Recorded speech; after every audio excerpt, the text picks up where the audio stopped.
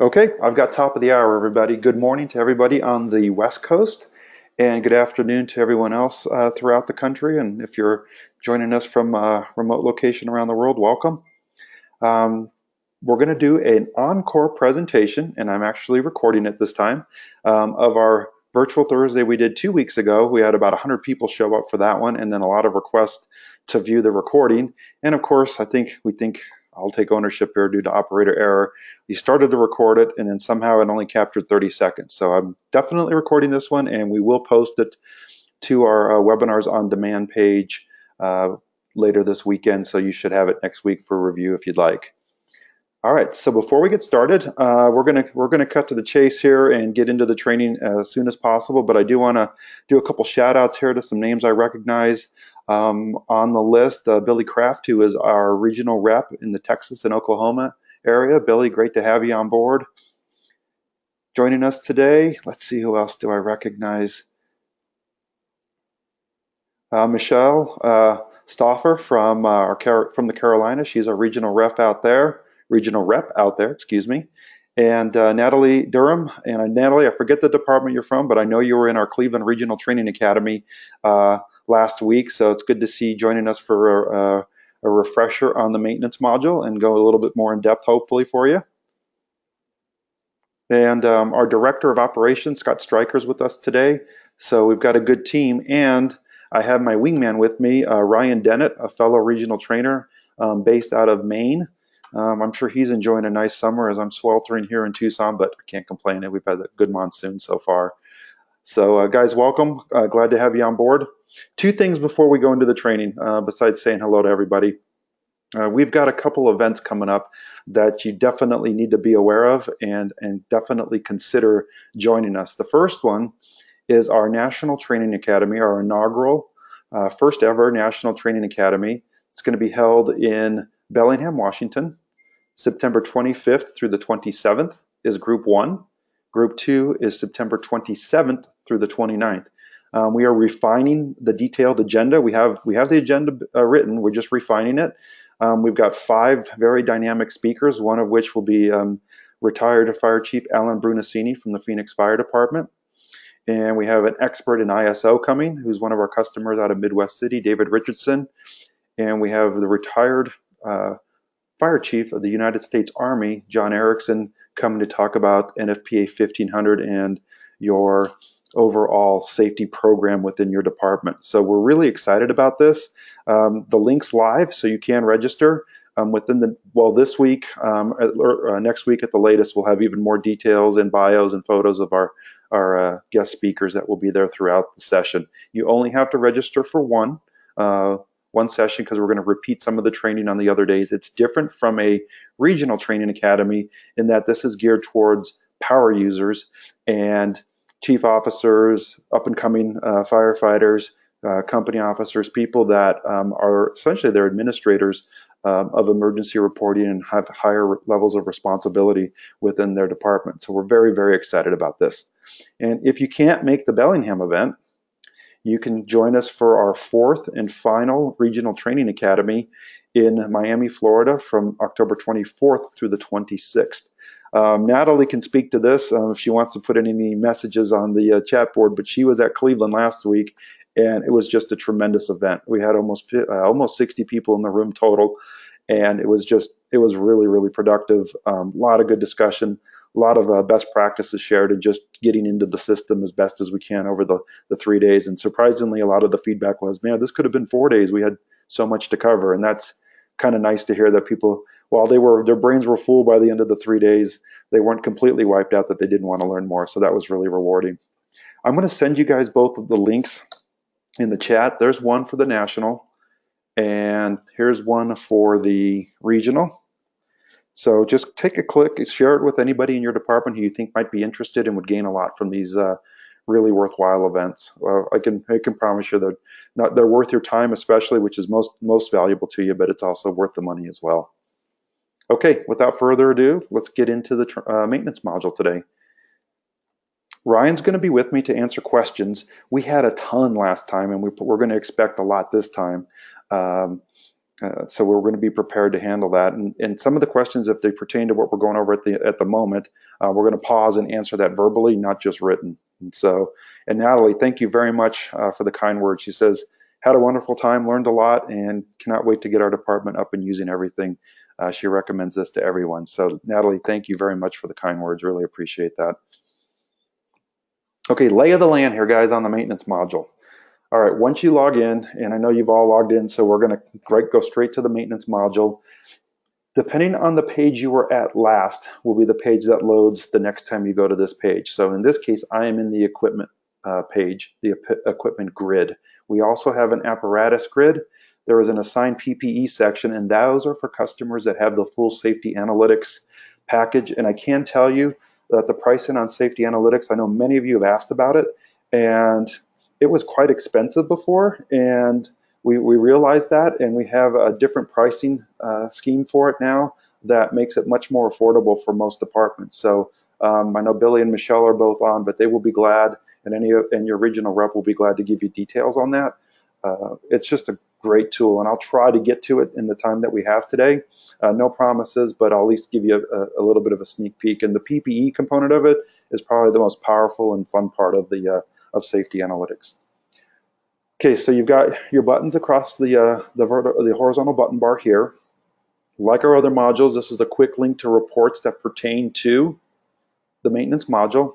And I like clicking on these because it organizes it by category and subcategory and lists the not only the title of the report, but also the number here.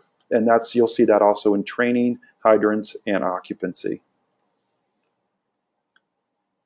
Okay, the rest of the module, looking at this, is not a little bit, it's a lot different than the old maintenance module. So I want to get you as familiar as possible with it going through this grid. To add new equipment, you click here. Now I'm going to come back to that after I give you the lay of the land of the grid here and how to do this. And there's going to be the question is, how do I add new categories and subcategories? I want you to think of this button as not just add new equipment, but also where you can add a new category and subcategory. It doesn't say that, but keep that in mind. That's the go-to place for not only new equipment, but for new categories and subcategories. The grid, the box on the far left, just like in the occupancy module and training, it's a check all box and allows you to do bulk operations. So right now, by checking this upper leftmost box here in the corner, I can then, I've selected all 1,174 items, and I can edit them at once, add a maintenance record to all of them, or archive them. It would be rare that you will check all, but you can check a category. You can check a category or a subcategory to do bulk operations as well. Now this doesn't have a subcategory, but I'll show you that here in a minute. Then moving across, the next row is your header row, and you can sort each header ascending or descending simply by clicking, and you can actually click anywhere in the dark gray area and it will resort. It doesn't resort the categories and subcategories. So as I click on it, those don't change, but what would change is the actual pieces of equipment. Okay, and so these are subcategories, pardon me. And so if there were more, and let's go to hose, so we have a lot more pieces of equipment. Okay, so I can sort it ascending or descending. Likewise for serial number, ownership, maintenance type, work assignment, scheduled date, requests, and actions are just labels for the functions in that row itself, which we'll get to momentarily. Structurally, we've got a category, and then the next tier down in the hierarchy is a subcategory, and that one is an actual piece of equipment within a category. Then here you've got a subcategory and another subcategory. The third tier, which is the lowest level, is the actual piece of equipment. The shield here indicates that these categories feed data to safety analytics. So if I collapse all real quick, anything you put in these categories whether it's within a subcategory within a category, and that equipment's in one of the subcategories, like the ground monitor here. It will feed your gauge for safety analytics to let you know whether a piece of equipment is in or out of service and whether or not it has had its annual NFPA test. It's especially relevant for ladders and for hose. And there's all of these are cited in NFPA 1500 as equipment requiring some form of periodic test. Sometimes it's more than 1 year, depending on the type of equipment. But we've set it to you where you can do it as an annual NFPA test. The PPE, that feeds the PPE gauge, and then you can structure your subcategories to reflect the individual pieces of equipment, somewhat like this one is here. What I will do as we progress, I will show you an example of a department that we have. Mike Moore, a friend of mine at Orange County, Florida, he's given me permission to share his account and to show you how he structured, about 17,000 pieces of equipment in a 41 station agency. So we'll take a peek at that here before we wrap up today. Okay, so I'm going to go into an actual piece of equipment. Before we do it, I just want to see if we've got any questions real quick here. I know Ryan's answering them on the fly. See if there's anything we need to discuss. Oh, so far so good. All right. Okay, so let's get into back up here to adding new equipment. So as you look here, I've got a lot of categories, but let's say I'm missing a category that I need to put in here. So let's take a look at large hand tools. Okay, I have a pike pull. Well, we need some other hand tools listed here in a category. So I need to add that, and you're going to look and go, where do I do that? Okay, so you simply go to add new equipment. Okay, and then you're going to start typing for that category, and we do have hand tools, and we'll call it a large hand tool. And subcategory, well, we only have pike pull. Well, I want, say, Halligan or axe. Let's do Halligan. Okay, so I want to be able to separate our large hand tools category into a subcategory called Halligan. So then I can add new. Now from there, I can set its inspection frequency. Okay, and then I click add, and I have now a new category and subcategory. If that's all I need to do at the moment, I'm good to go. I can click cancel and not add a piece of equipment. But then you'll notice under hand tools, large hand tools, I have a new subcategory. That's how you create categories and or subcategories. Does that make sense to everybody? It's a little different UI, and I just want to make sure there's no settings button or settings page in maintenance currently. So want to make sure we're good to go on that. Got a question?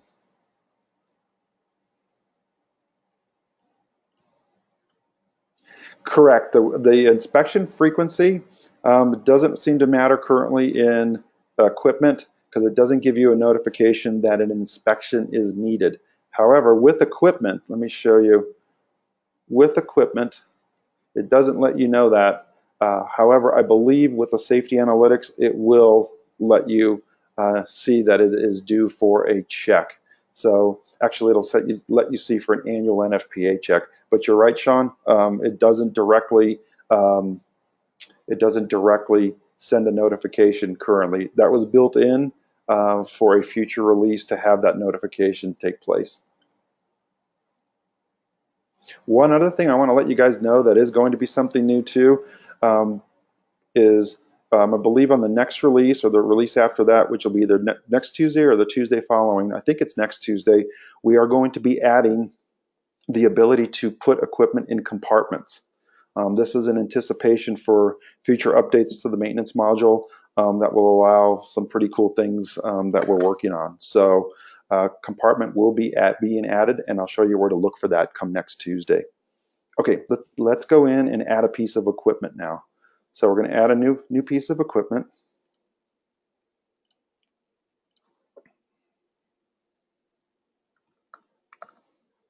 Going to put it in large hand tools, and we're going to put it in the subcategory Halligan. Equipment ID, now we all identify our equipment in different ways, but maybe I want to go large hand tool Halligan-001. Type Halligan, And again, you can go more descriptive here if you like. It's your call. Serial number is optional. Now, these fields that have a red asterisk are required fields. You can change these within the category itself, and I'll show you that here in just a sec.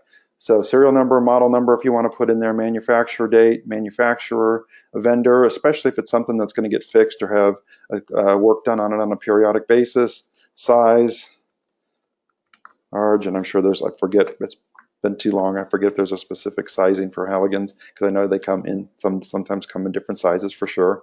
Actual cost, say 200, estimated replacement cost, 220. And we're going to have this one for quite some time. And I want to tell you on the date picker here, here's how you want to manage this. Now, when I do a date, I think month, day, year. Well, what I want you to do is think a little bit differently. Go month, year, then day, because it will automatically close once you click the day. So it's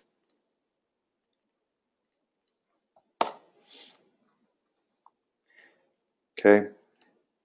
It's a little bit, hit the header bar first, then come down to the day itself, and then it'll automatically close that calendar picker for you. Okay, ownership. Under ownership, you can assign it to an apparatus, personnel, and or a station. You can multi-assign. When I instruct this, my recommendation is if it's on the truck and typically a piece of equipment that stays on a truck, go just apparatus. If it's assigned to a person or issued to them as gear or equipment they're responsible for, go with personnel. If it's in a cabinet or stored at a warehouse or facility, then you can put it at a station. It just makes it easier to manage that particular piece of equipment.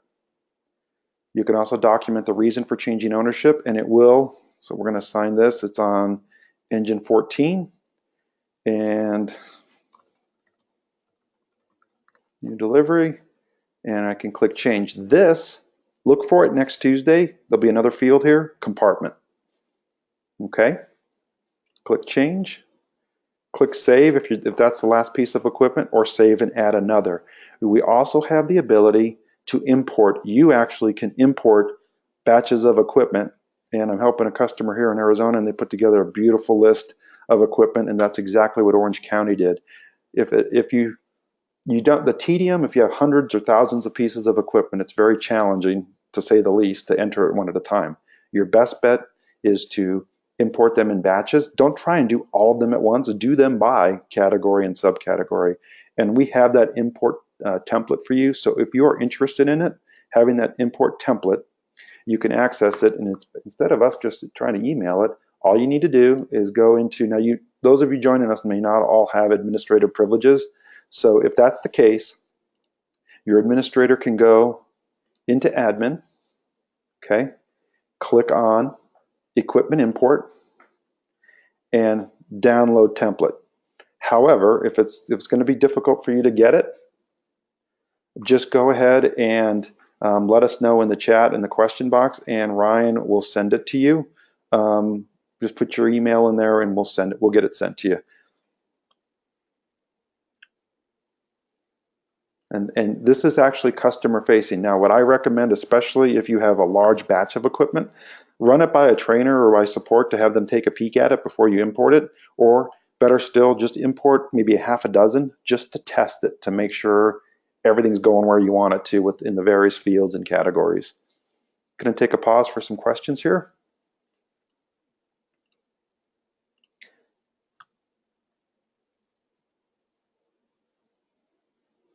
Is there a way to search by type? So great question, Sean. Yes, so to search by type, that has been a request from others too. Type does now appear in the grid. So right here, type will, if you have type, it will show here. You can see Halligan was the type. It's gonna appear here. However, it's not searchable yet. This just was released at the last sprint, so you can at least see it, but we're going to need to add a search functionality to it.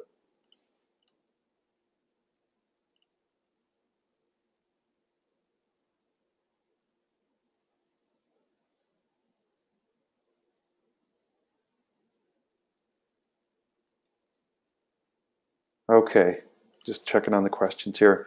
All right, so we've got to change that setting in GoToMeeting because there's a way where all of you can see the other questions.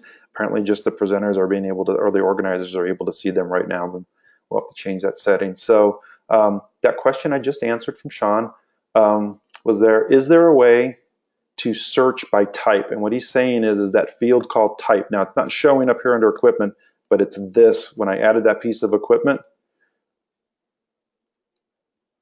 it's this field that he wants to be able to search by. That is a user story that's been discussed, and at least we got it into where you can see it here. And the next step will be to be able to get it to be searched. Okay, Jeremy's question, when are we going to get the option to modify the sorting columns on the main equipment page? So Jeremy, if I understand correctly, you want to be able to select which columns appear here. Is that correct? On the header row? Got it. I don't know if there's a story on that, to tell you the truth. I'd have to look and see if a story's been written and to talk with the product owner on that one. And yes, it would be a huge benefit because then you can pick and choose. I think there's a little bit of consensus that serial number in the fire service isn't as helpful as maybe type would be, for example. And we've had that conversation. So we're looking at looking hard at this module and taking the feedback that we're getting very seriously. So I would expect some enhancements here in the not too distant future. Okay, Brandon, I'm going to do 2 more questions and then we're going to, Sean's saying too, not so much search here, but run a report by equipment type. Yeah, that we can mock up a report, Sean, and talk about that offline. If your department would be interested in it, we could mock up a report and see what we could do there. So that's a conversation you and I can have offline. Okay, so equipment categories and subcategories need to be established prior to attempting import, correct? It is preferable. I would build, and this is coming from Brandon. Great question, Brandon. I would build the categories and subcategories first because in the import template, there is a place to put category and subcategory. And if you add them as you import, it will create new categories and subcategories for you. I'm partial to having them built already here. I can see them. I know where things are going to be going. I don't get surprised if I have a typo somewhere and then all of a sudden have one called cheap equipment and then an extra space in it, because it will treat it as a different category or subcategory. So yes, most definitely you'll want to build those here first. My recommendation. Ryan, any thoughts on that?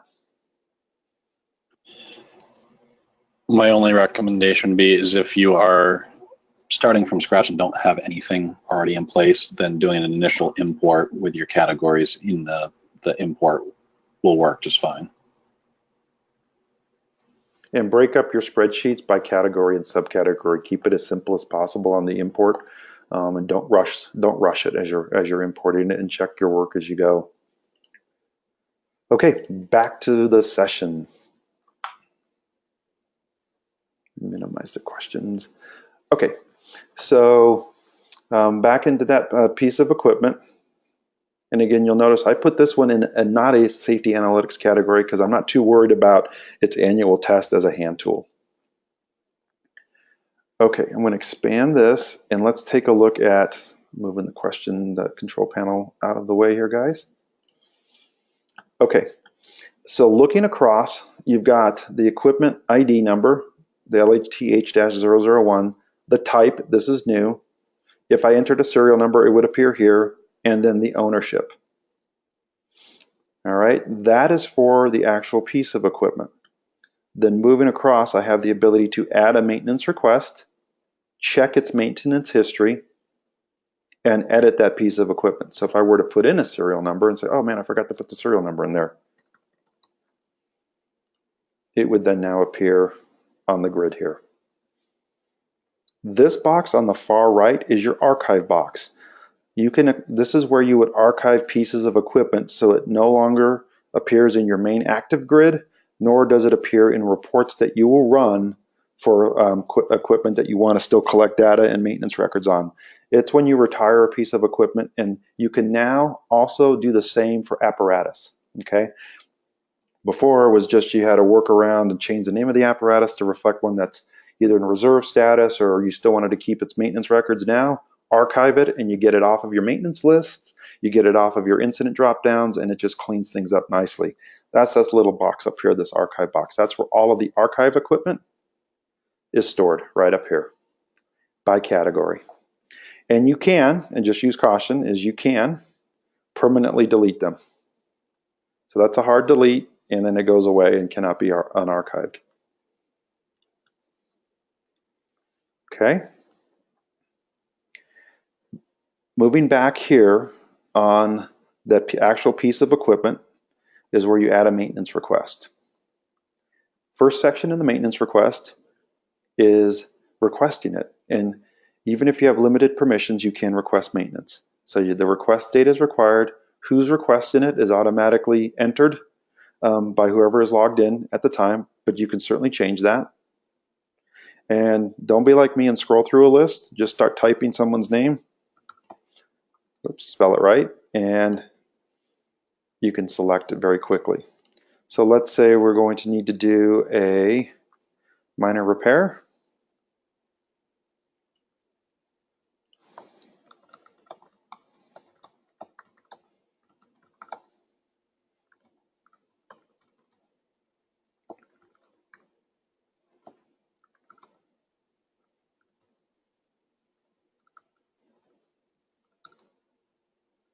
Okay, it's in service, we'll keep it in service.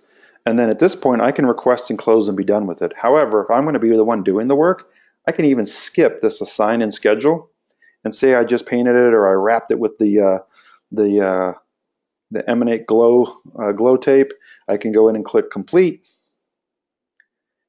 go straight to complete, still in service. If it was a test, I can enter the test results, labor and hours if I want to. So this maybe took me, 15 minutes. Parts, $20, labor and other if we want to put that in there as well. Any notes?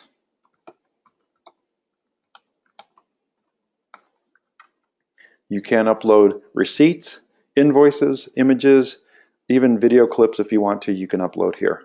Then we're going to click complete and close. And because it is completed, well, before we go back to the grid, I can email it. And what's nice is I can email it to my boss. I can email it to a vendor. You can just type in the vendor's name. Coming at some point will be the ability to select a vendor from this list. But right now you can just select personnel from your personnel list.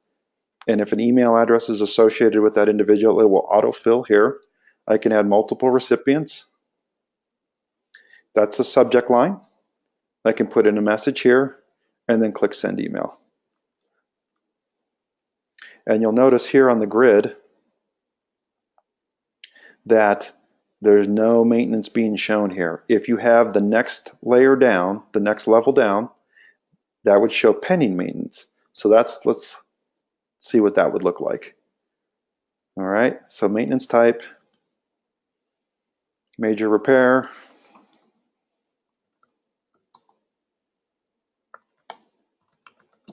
And it's tip broken, it's out of service at this date and time. It automatically date and time stamps it for you, although you can go in and change it. Description.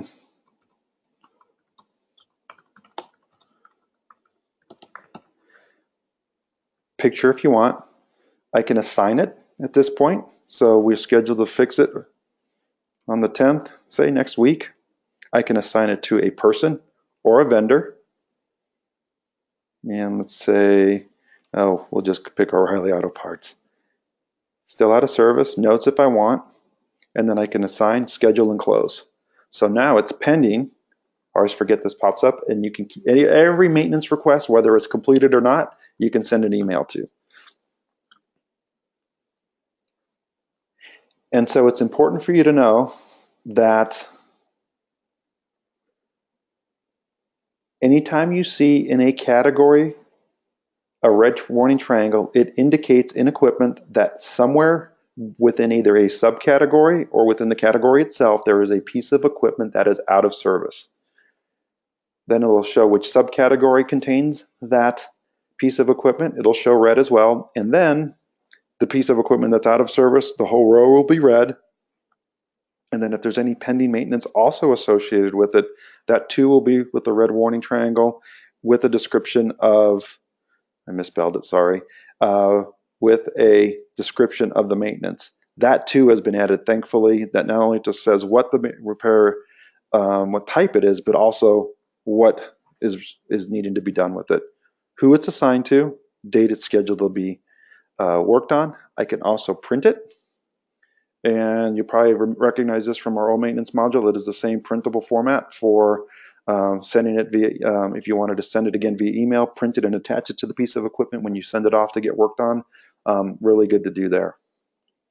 It's going to drive me crazy, so I'm just going to fix it because that's just me being me.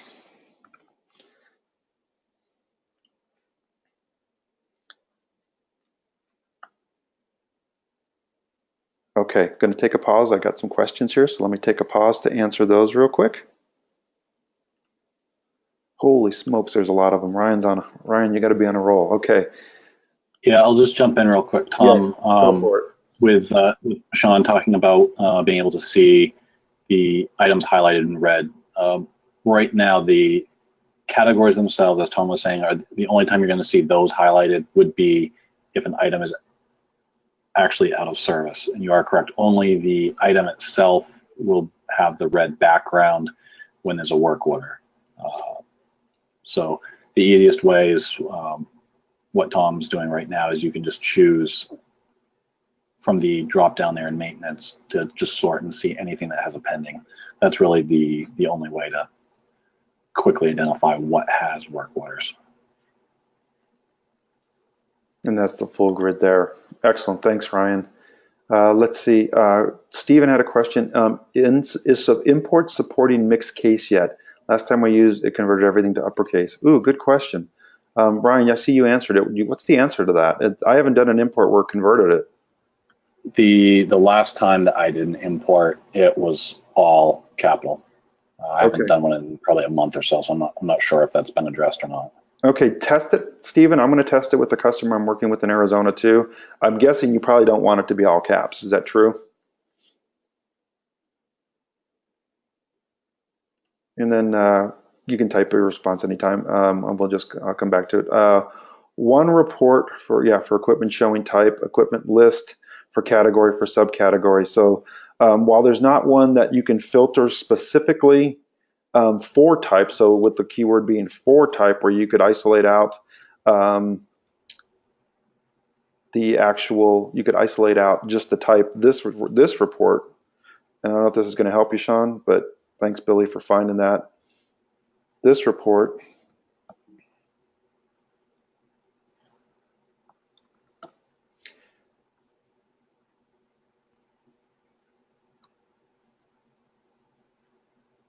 it's type It was 526.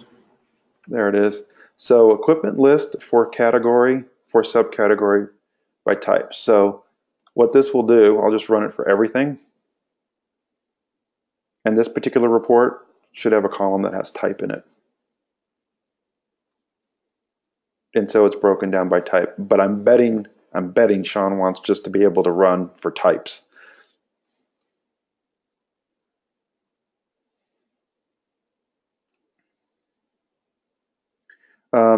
Let's see, Hazard, Avery, where do I find archived equipment? That is going to be, and I know I'd mentioned earlier, but in case you joined in late, archived equipment, it's going to be parked here in the upper right corner.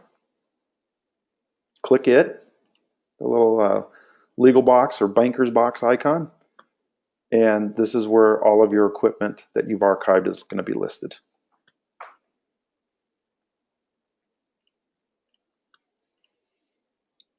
Natalie, all right, if we have two categories but want to make those subcategories, can we do this? Yes.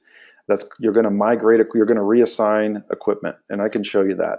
Don't let me forget before we wrap up. That's really helpful, especially if people came from their old maintenance to the new, to be able to migrate equipment from one category to either another category or to another subcategory that you've created. So that's a great, excellent question, Ryan. Don't let me forget that one as we move through. That's excellent. Yeah, Sean, for some reason on this GoToWebinar, there's a setting that lets everybody see everybody else's questions, and apparently it's been disabled. So that's why I'm kind of verbalizing all the questions as we're going through here, so you can at least hear what the question was and then the response.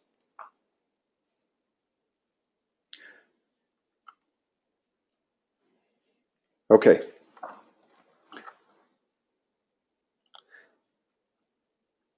Back here to large hand tools as an example. All right, so that's out of service. And then we decide, all right, we're going to fix this. And it gets fixed. So whoever's managing your equipment can go in here and see, okay, yep, it's Halligan number LHT. Yep, that's the one we're fixing. We go in and we click the Edit Maintenance. We go to Complete. And say we completed it today. It's back in service. This is the time and date stamp. Past parts. I have no idea. We'll go $50. Notes. I know some.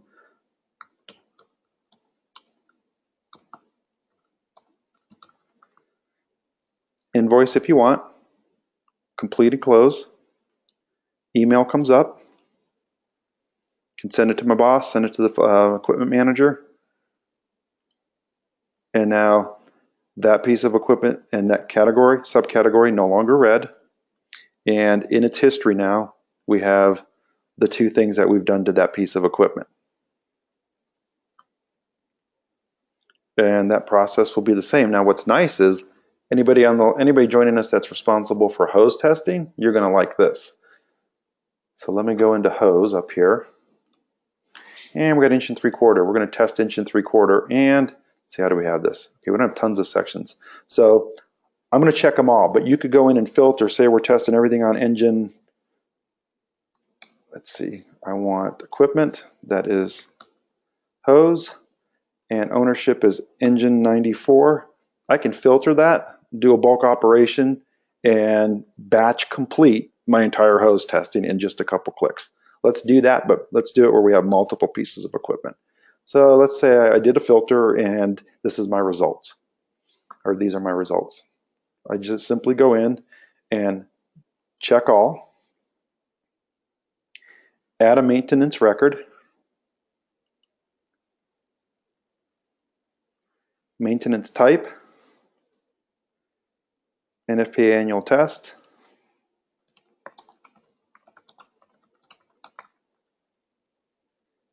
go in here and complete by whomever.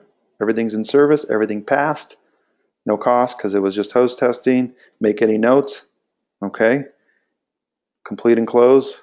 And so every one of these pieces of equipment now has a new maintenance item for the annual hose testing. Now I know a question will be, well, what if something fails? Here's my recommendation. Do your bulk complete, go find the hose that failed. Okay, so let's say this one right here, and there's pending maintenance someone else did. The one I just did is completed. This one has been is still pending, but the one I did is completed. So if you go here and check its history, there's the one I just did right there. Just edit it, change it to failed, put in why it failed.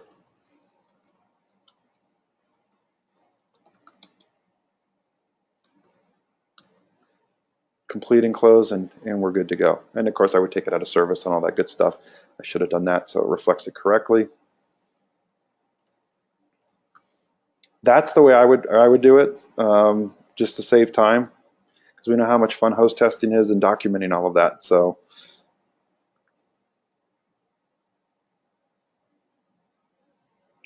okay, let's see. So the other thing, I want to make sure we answer Natalie's question. So let's say, watch what I'm going to do here. Let's say we don't want it in, just make sure what we got here real quick.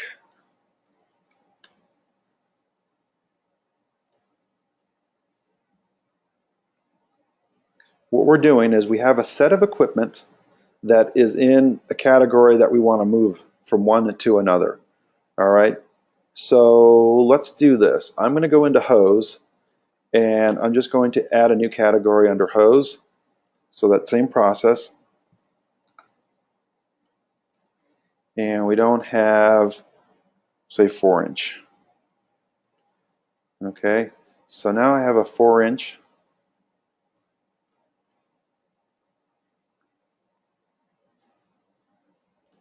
Okay, and I'm going to not add a new piece of equipment. We just added the category, so we're good there. Save, whoops.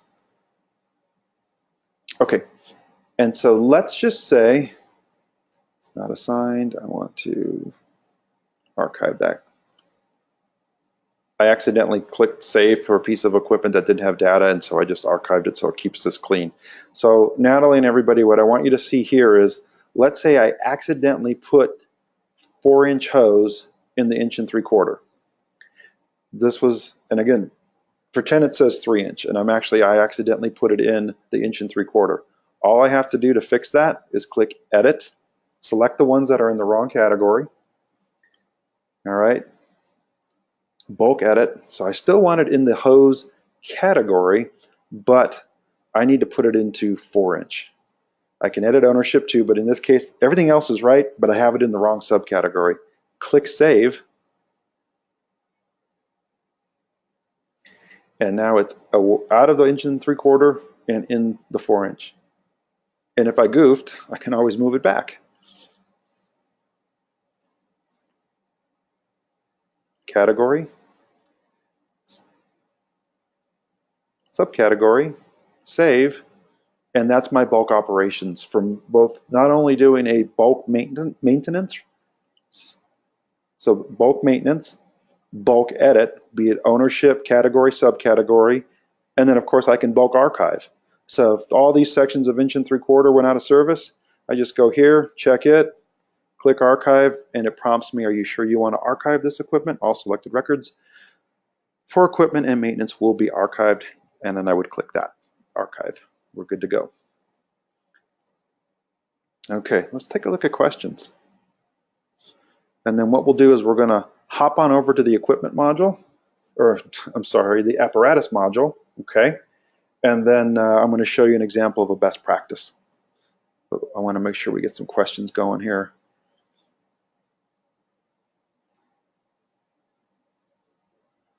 So Natalie's asking, Tom, I know in training back in Cleveland, there was a glitch in the safe button turning blue once a note was entered.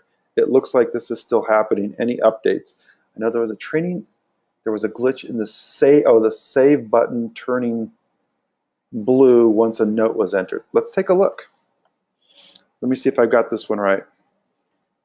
So Sean, if report 526 doesn't help, I think I know what you're looking for. Let's talk offline and let you and I work on a custom report. There's a process for that, but if your department's interested, we can certainly do that. Yeah, I'm pretty sure I can visualize what you're hoping to have. You want to just run a report for a certain type, category, subcategory, and then a subtype that you could just have a single report on. Is that right? Or multiple, maybe even multiple types. That sound right? Can I move an archived? So I've got 2 questions going. Natalie, I'm going to come back to yours. This one's a quick one to answer. Greg wants to know, can I move equipment from archive back to active status? Excellent question, and my brain filled in that blank. Yes, so if I click into archived equipment, and let's say this section of hose, I didn't mean to archive it. I check it. I don't even have to check it.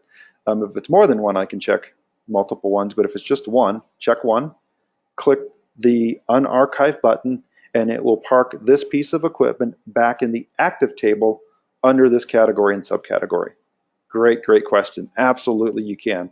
Archives, it can be a permanent storage place for equipment that you no longer have or has been out of service, but if something goes back in service, and really, I shouldn't say in service or out of service, if it's something that is temporarily archived for whatever reason, you can then put it back into the active table in your main maintenance grid, your main equipment grid. Great question. Okay, so Natalie, let me see if I've got this right. The save button turning blue once a note was entered. So she's saying under when you go and add a note, move the questions out of the way.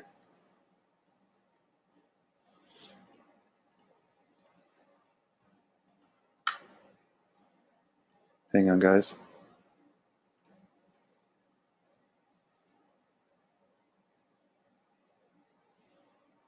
All right, so we've got a piece of equipment, and we're going to go in and add maintenance, routine inspection,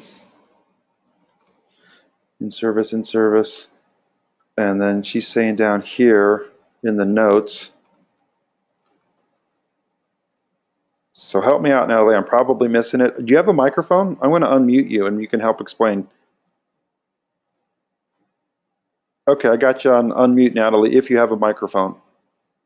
Do you have one? I bet she doesn't. Did I just put you on the spot? I hear somebody. Is that you, Ryan? Can you hear me, Tom? Hey, Natalie. Yeah. Hey, how are you? Walk me through what you're asking, because I want to make sure I'm understanding it and can show the group. Okay, under our equipment, under our turnout gear. Okay, so any piece of, basically any piece of equipment, right? Yes. Okay. We were like trying to add a note on someone's turnout pants that it had been repaired, but when we went to save it, the box just stays saved.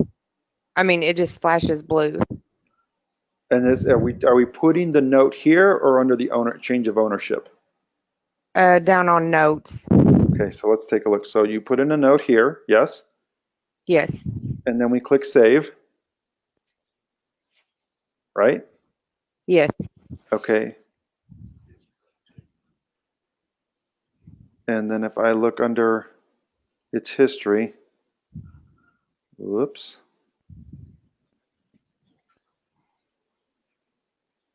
Let's try that again.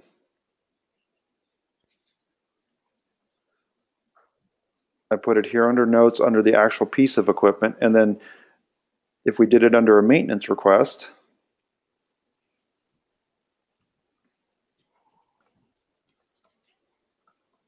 okay, and you're talking about here under completed, we put in notes right here, yes? No, they were just under like the first screen, and there was already notes down at the bottom from like when the gear was washed, so they were trying to add another note, and then when they hit save, it won't save. And that's in this box here? No, it's on edit equipment, not on request maintenance.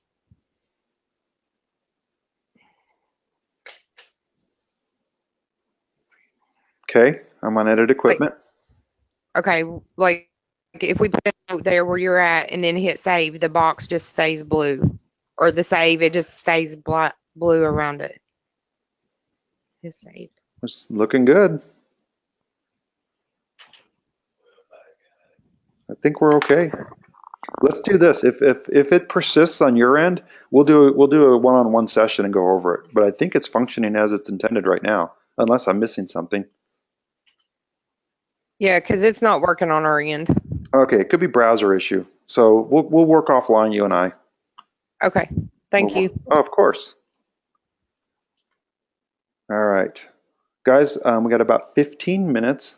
So far, so good. Let's look at some other questions right now.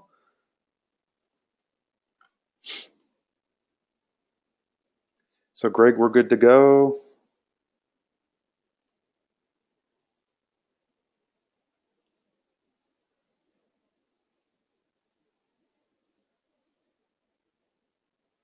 Yeah, so Sean here, as I'm reading these, yeah, if you don't put it on a completed box, it won't show up under history. That's correct. An equipment maintenance item has to be completed before it will show under history. That's correct.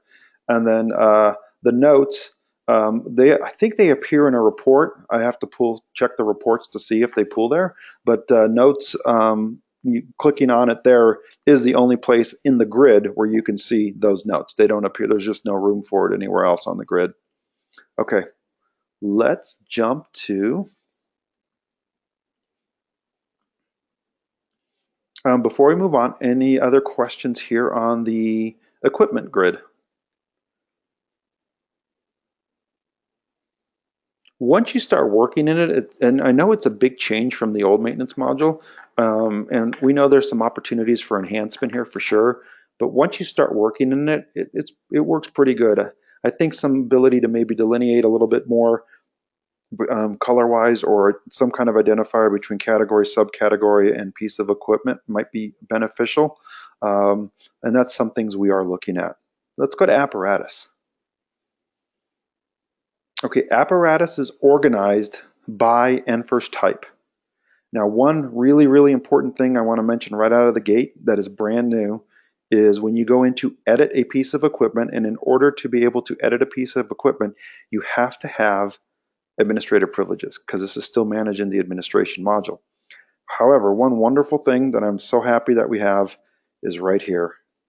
So many departments now depend on each other to ensure that they meet their standards of cover, response times, effective response forces on the scene, number of people on the scene.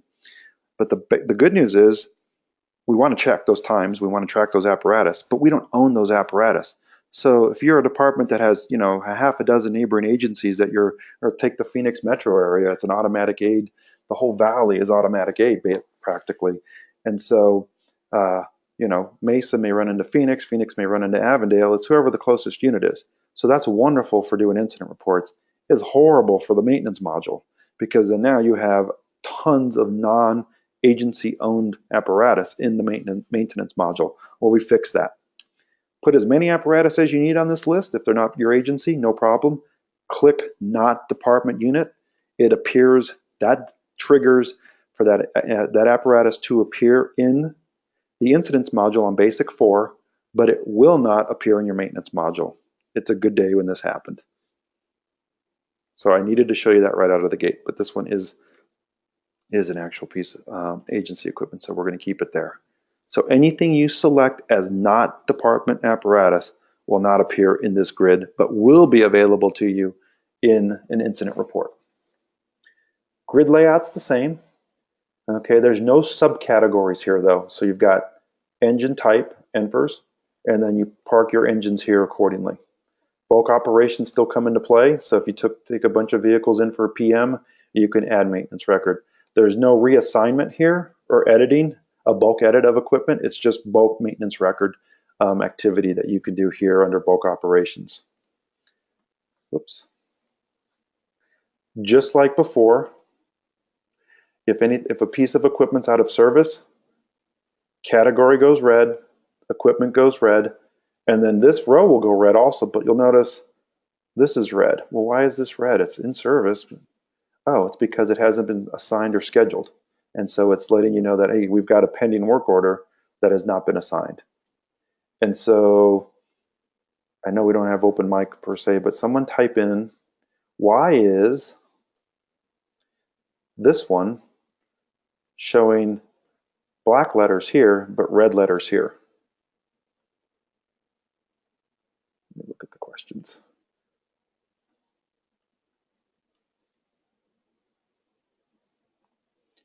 Okay, I know you're paying attention. So why is it? So this is all red because it hasn't been scheduled, and so everything goes red. But why is just the date red here? Why would that be red and not everything else? What does that mean? It's past the date. Sean is paying attention. Texas, I'll tell you, man, they're all over the place. And I didn't do a shout out to Sean, but he's a friend. He's a friend of us and a friend of mine and a friend of emergency reportings. So that's correct, and so that's why it's showing red there. Hey, yes, it's being recorded, John, and I won't send the link because I've got to convert the recording and upload it, but it will be in our webinar. Ryan can send you the link actually to where our webinar archives are going to be stored, and all the historical virtual Thursdays are going to be there, and this one's going to be there as well. Give me at least until Monday to get that done.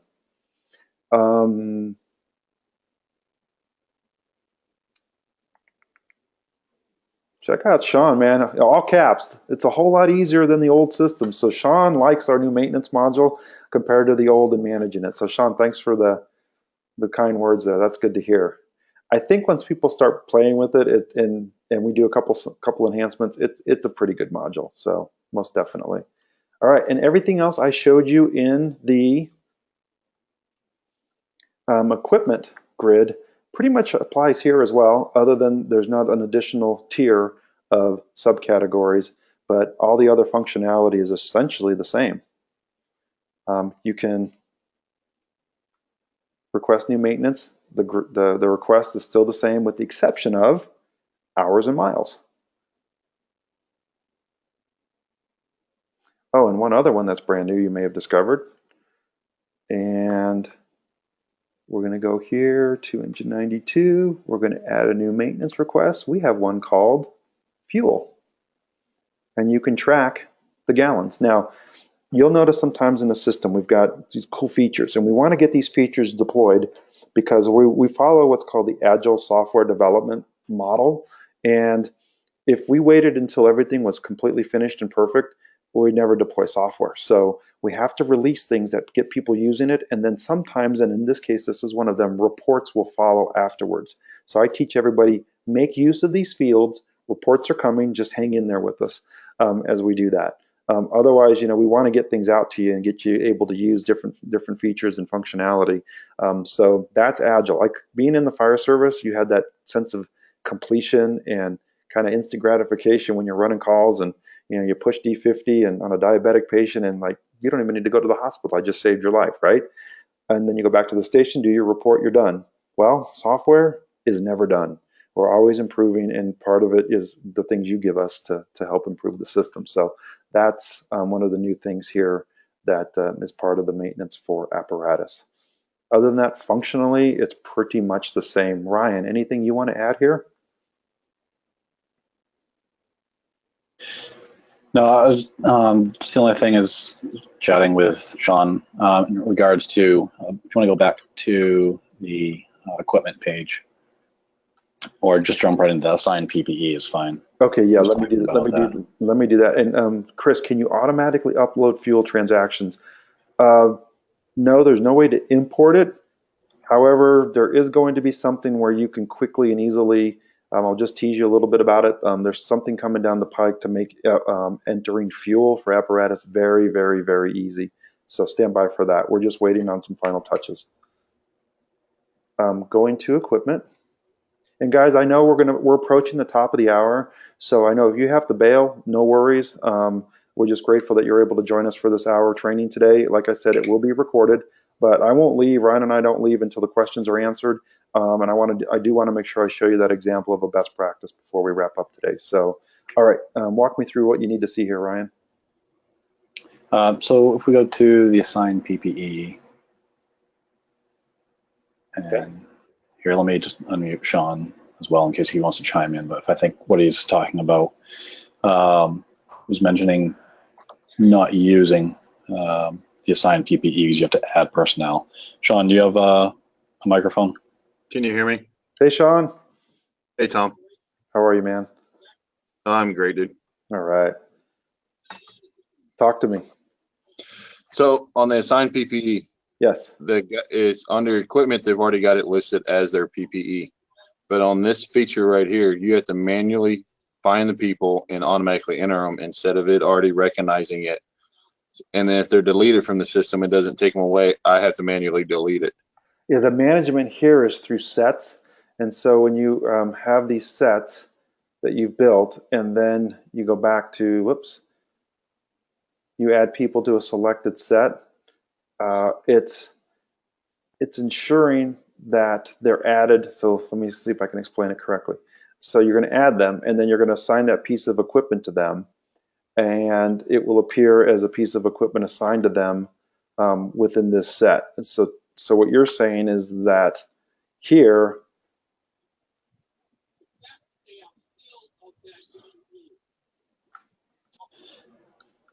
The adding of personnel should be a one-time step to the particular set. Yeah, but now it doesn't if you recognize them, you have to manually add it, and it doesn't take them away It'll take their gear away, but then you still have to delete the person. That sounds like that would be a bug. I think the reason why it was put in this way to having to select the individuals is you can track who you want to. And you can see their entire ensemble in one grid. No, I understand that, but say like John Adams, the Right. system already recognizes that he has all that equipment. Correct. So why don't it automatically bring it over and says John has all this equipment instead of me picking John and then it manually finds him? Well, because as long as the piece of equipment, so if we were to add a new person to this, and so That's what I'm saying. Instead of us adding it, they're already in the system. because it's tied, because then, let's see, let's add who is not part of this. Hold on one I mean, second. it's a good question because I think what you're looking at is you've already assigned the PPE to them. So if they have any of those items, say the structural helmet that's assigned to them in maintenance, why not automatically populate them into the structural PPE? Yes, sir. Because I think once you add a person here, if they have equipment assigned to them, it should show up here in the grid, if I remember correctly. It will, No, it will, it but does. why doesn't it do it automatically? If, as he's saying, if John Adams already has structural boots assigned to him, why do we need to go in and add people to the selected set when you already recognize that structural boots? I would say As that a it's subcategory. probably a development thing to because adding them here triggers the gauge for safety analytics. Just that's the only thing I can think of is that by adding them here, it triggers it. And the nice thing is it's pretty easy to add everybody that would have equipment. I mean, it's a bulk operation pretty much. All right, I appreciate it, guys. Tom, I'll call you later. We just dropped an entrapment. Sounds good, buddy. All right, bro.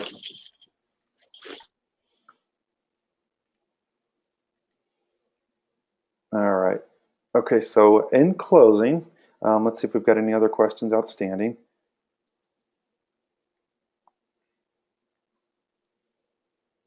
Nope, no questions. All right, so let me show you an example of a department that had a lot of equipment to manage, and I mean a lot.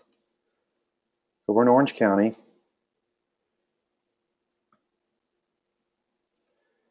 And it even takes the page a few extra seconds to load.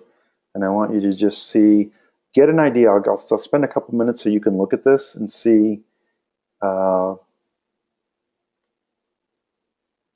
he's organized it and how many pieces of equipment we've got here. So down in the lower right, 17,671 pieces of equipment. These are his categories. So I'm just going to open up a few so you guys can see it.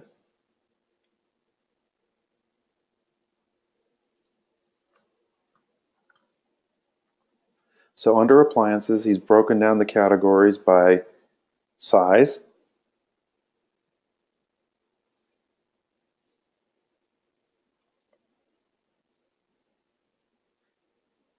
all right, and I like to show this only because it's so many pieces of equipment, and he has imported them by apparatus. That's how they track their equipment in spreadsheets in their previous program when they exported it. So he's importing them and then doing the bulk migration that Natalie asked about and moving them into a new ownership. So he'll bring them in. Engine 41 comes in. There's one of the fields that's not in our import tool is ownership, and so he brings it in with no ownership. All those that with no ownership currently, then he knows are Engine 41s, and then he'll migrate them over in that process I had showed earlier. Let's take a look at hand tools.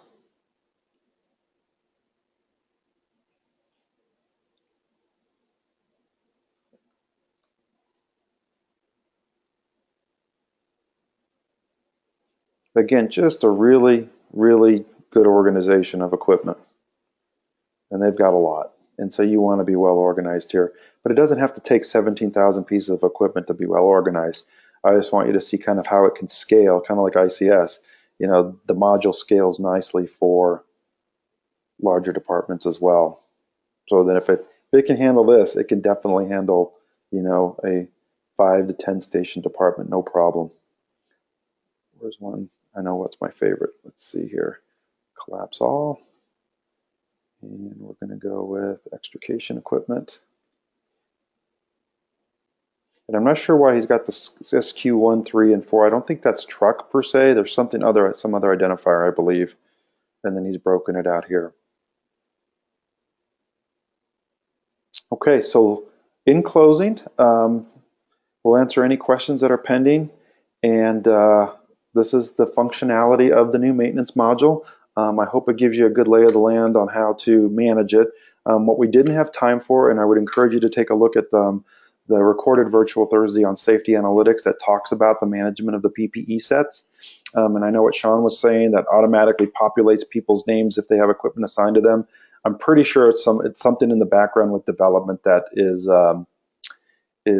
requiring that. Unfortunately, it's a quick way to, it's very easy to add people to equipment sets. So with that, look for next Tuesday under, and I'll show you again here in our demo account here. Look next Tuesday under equipment. When you see ownership, there's going to be a compartment. So keep an eye on that next week. And then keep sending in suggestions too on things you'd like to see in the maintenance module. Ryan, anything you'd like to add in closing? No, I think I'm good. Awesome. Let's see, John. Yeah, that SQ is squad. I figured it was squad. I just thought maybe he was organizing it differently because he can't actually assign it to a piece of, I think what he's done is he put it there temporarily until he moves everything and assigns them to the particular apparatus. That may be a temporary holding category, knowing what Mike's doing there. Is that the list from Orange County? Yeah, that what I showed you guys there is a best practice with almost pushing 18,000 pieces of equipment. That is indeed from Orange County. They were gracious enough to let me use that and show you guys today, and I'm very grateful for that. So Mike Moore, John, if that's the one you talked to, he's a great guy to talk with. He's their administrator for emergency reporting. So great question. All right, well guys, thank you very, very much for today's training session.